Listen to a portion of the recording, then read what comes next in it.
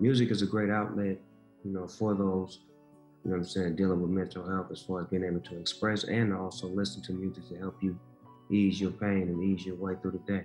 It doesn't get much bigger than music icon Snoop Dogg throwing his support behind the Indianapolis Colts Kicking the Stigma mental health campaign. The mission? Urge those struggling with depression, anxiety, or addiction to get help. Well, the Indianapolis Colts Kicking the Stigma campaign is shining a light on a health issue that has largely been in the shadows and often misunderstood. Business of Health reporter Kylie Valletta has more. Kylie.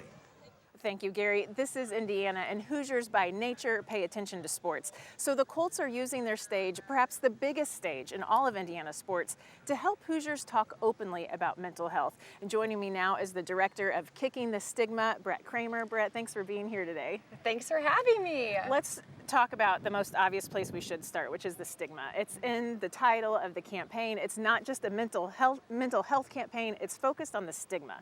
Why is that such an important focus, and why do we need to dismantle it? Absolutely. When Kicking the Stigma was launched in 2020, we realized that a lot of people just don't openly talk about mental health. They talk about, I broke my arm, I went to the doctor today, but they don't talk about anxiety, they don't talk about depression. And we really want to normalize these conversations because the more it's normal in our everyday language, the more people feel freely to openly talk about it. And obviously the Colts players leading the charge in that. Some of the players talk openly. That makes average Hoosiers feel like they can talk openly about it. Absolutely. Mental health does not discriminate. And if an NFL player can be open about their mental health struggles, then why can't somebody in Fishers or in Lafayette talk about their mental health struggles? And it's just important to realize that no matter who you are, no matter what you do for a living, it can impact you, and that's okay. We had a guest run through the shot there. We like that.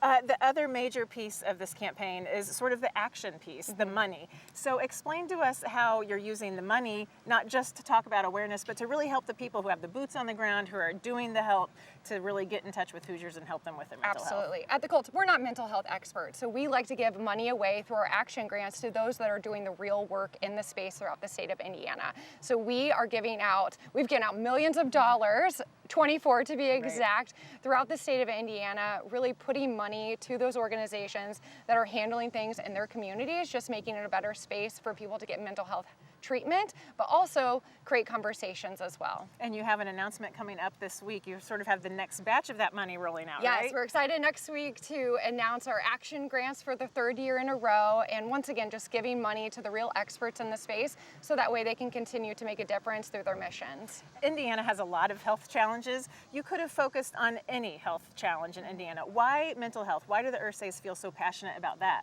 It's an area in which is very personal to the Ursay family, and they've been very open and honest with their family struggles, and they've used their platform with the Colts and the clout that the family has to really make a difference throughout the community and get people to talk about it. All right, well, Brett, thank you for being here with us and talking to us about it today. Colts, the first NFL franchise to really tackle the stigma behind mental health, so a very important issue.